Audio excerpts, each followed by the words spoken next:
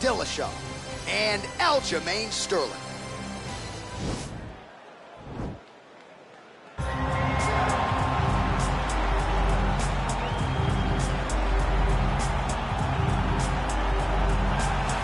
Well, this guy has truly made the takedown a thing of beauty in mixed martial arts. With respect to yourself and George St. Pierre and the truly great takedown artists, this guy's closing the gap and entering that company in the eyes of many. Oh, absolutely, because he's done such a great job of timing takedowns.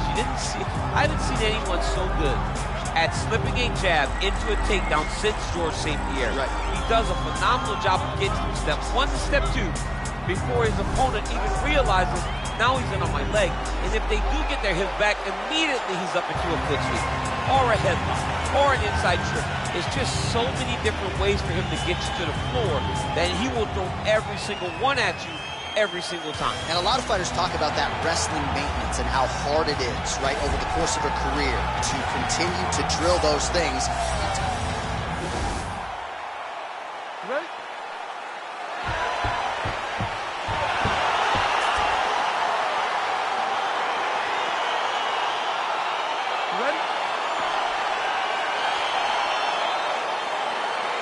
Round 1 is upon us between two of the best fighters in this division. Hard to find anything resembling a glaring weakness on either side when you break down the game. There are no weaknesses in these guys. These guys are as well-rounded as they come. They both can wrestle, both can grapple, both can strike. They can do it all.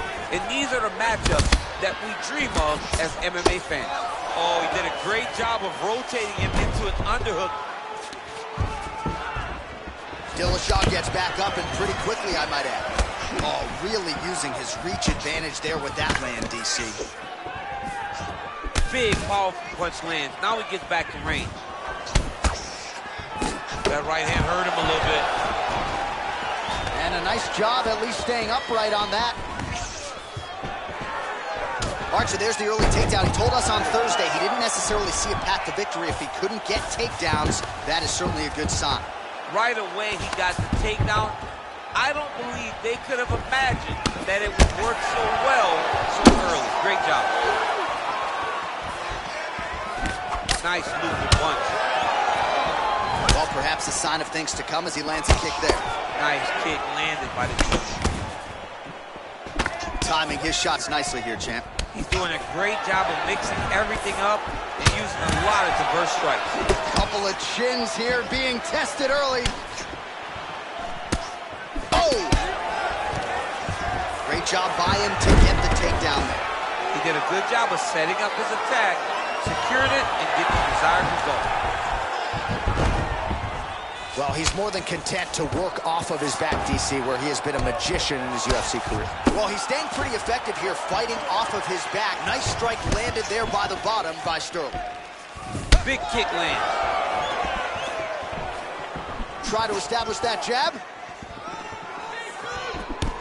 Right under the elbow, the body kick lands. So just over 20 total strikes and counting have landed for the great TJ Dillashaw.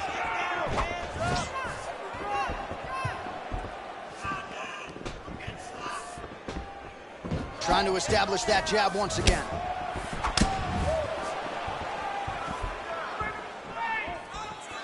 Looked like he might have landed there. Instead, a swing and a miss by Dillashaw. Now, DC, talk to us about that strike. They suck so bad, especially when you're going forward. You walk full speed to a knee to the body. It could in the night. Sterling gets caught with that punch. Not the easiest guy in the world to hit, but he got caught there. All right, he gets the take. Oh, nice pop there from the crowd as he finally gets the takedown. He stayed committed to the offensive wrestling, and now he has his opponent where he wants. A sigh of relief from the people watching, because they were tired of watching him flail around trying to get takedowns and get defended over and over again. Finally gets it. Now what does he do with the top control? Oh, you can feel the breeze there. Swing and a miss by Dillashaw. And that one was heavy. Oh, beautiful level change.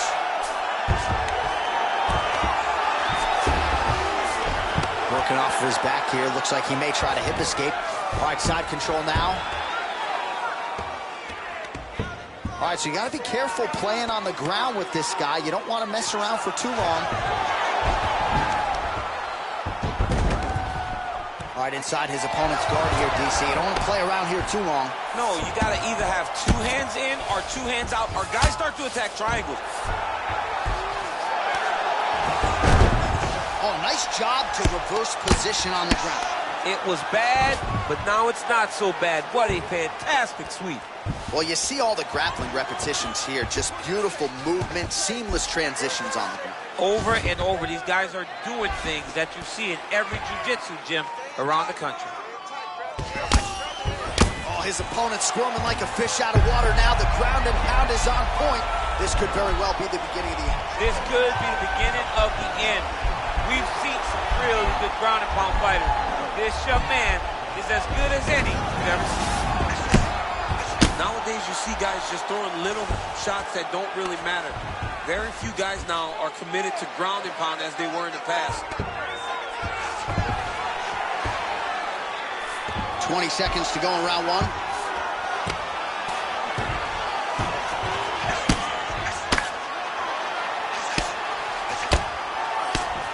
Well, the ground and pound is there once again. Strong work here by Sterling.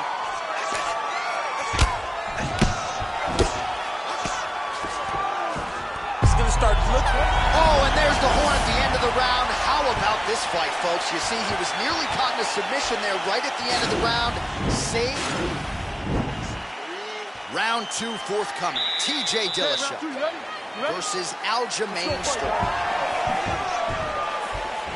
Oh, really exploiting his reach advantage as he landed the jab there, DC. Ooh.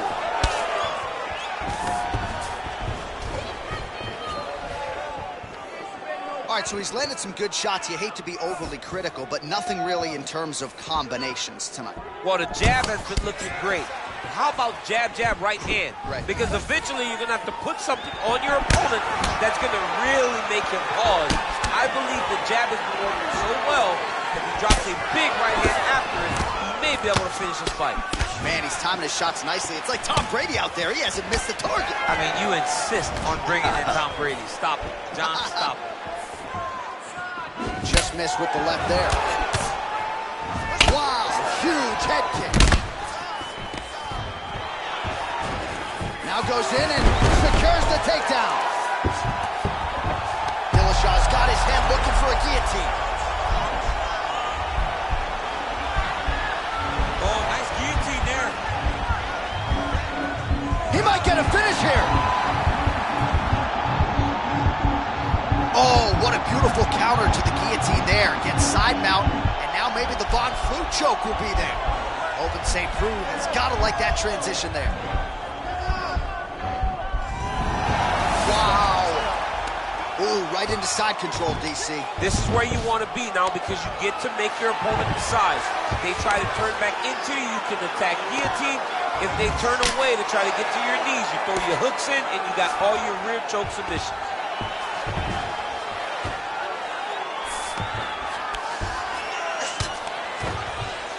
Well, he continues to manhandle him here on the ground. Maybe an opportunity to get a choke here. Yeah, he lifts the head and goes under. Looks like he's trying to get a bulldog choke. Oh! This is the choke that your uncle used to do to you when you were a little kid because you didn't have the power to get out of it. This might just be a matter of time.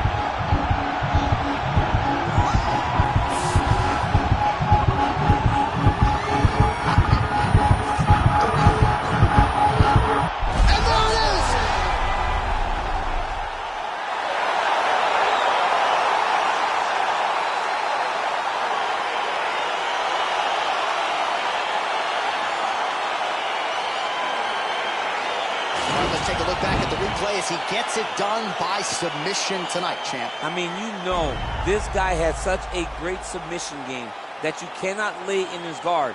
He's so skilled, he's so tricky, and he's so good at weaving a web that gets you lost in it that he made him pay for it tonight and got the submission victory.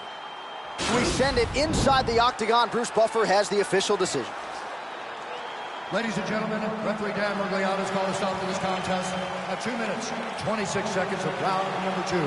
For the winner by submission, TJ Dillashaw. All right, so what a performance by this young man here tonight as he gets the win by way of submission. He certainly put a lot of stock into getting the finish tonight, and he did just that. Congratulations. It was very tough fight, but he knew that if he did everything right, he can get to his position, which is the crown, and he would be able to find a finish by submission tonight.